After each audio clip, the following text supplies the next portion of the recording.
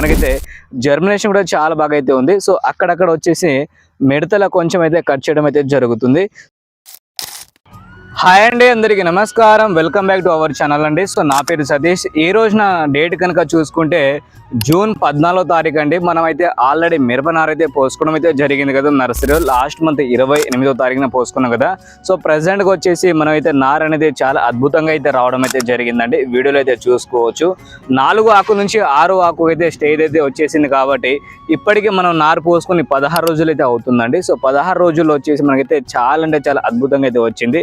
Present మనం ఎలాంటి యాజమాన్యం పద్ధతి పాటిస్తున్నాం, అలాగే ఎలాంటి మందులు అనేది పిచికారీ చేస్తున్నాం అని ఎపిసోడ్ విధంగా మనం అయితే రైతు సోదరులకి అయితే చెప్పాలనే ఉద్దేశంతో లాస్ట్ వీడియో ఒక చేయడం అయితే జరిగిందండి. ఒకవేళ మనకైతే వేరు కుళ్ళుడు వస్తే ఎలాంటి జాగ్రత్తలు తీసుకోవాలి ఏందనేది మనమైతే వీడియో చేయడం అయితే జరిగింది. సో చాలా మంది రైతులు అడిగారన్న. సో నెక్స్ట్ మీరు ఏం చేయబోతున్నారో అది కూడా వీడియో తీసి పెట్టండి అని చెప్తే ఈ రోజున వచ్చేసి మనమైతే ఒక మందు అనేది ఎక్కిపోతున్నాం అండి. డ్రిప్ ద్వారా వచ్చేసి మనమైతే నర్సరీలో ఉన్న మన నారుకైతే ఎక్కిపోతున్నాం అండి. ఒక్కసారి మీకైతే నారు కూడా చూపిస్తే ఒకసారి చూడండి. సో ఈ విధంగా వచ్చేసి మనమైతే నారు అయితే ఉందండి. సో మనకైతే జర్మినేషన్ కూడా చాలా బాగా అయితే ఉంది. సో అక్కడక్కడ వచ్చేసి మిడతల కొంచెం అయితే కట్ చేయడం అయితే జరుగుతుంది. సో ప్రజెంట్ మనం ఏం చేస్తున్నాం అంటే ఎన్పికే అనేది ఎక్కిపోతున్నాం అండి. ఒక్కసారి మీకు వీడియోలో చూపిస్తా చూడండి. సో ప్రజెంట్ వచ్చేసి మనమైతే ఎన్పికే అయితే ఎక్కిపోతున్నాం. దీని ద్వారా ఏమవుతున్నాయంటే మొక్క ఏదైతే వేరు వ్యవస్థ అయితే ఉందో అది దృఢంగా అయితే అవ్వడం అయితే జరుగుతుందండి. అలాగే మొక్క కూడా ఆరోగ్యకరంగా ఉంటుంది. అలాగే నారు కూడా కొంచెం వేపుగా పెరగడం అయితే జరుగుతుంది.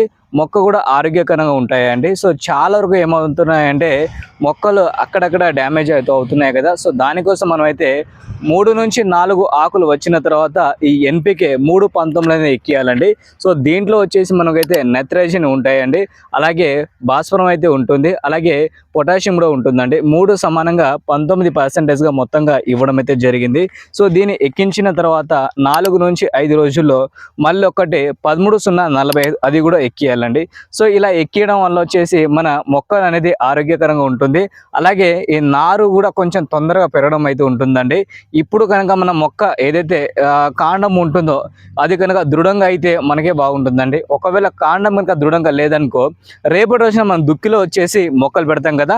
సో మనం దుక్కిలో పెట్టిన తర్వాత ఇలా మామూలుగా చేతితో చేసిన తర్వాత ఆ కాండం అనేది ఇరిగిపోతాయండి. సో దానికోసం ఏం చేయాలంటే స్టెప్ బై స్టెప్ అంటే ఇలాంటి వాటర్ సాల్యుబుల్ అనేది ప్రతి ఒక్కటి మనం అయితే 45 రోజుల్లో ప్రతి ఒక్కసారి అయితే ఎక్కియాలండి.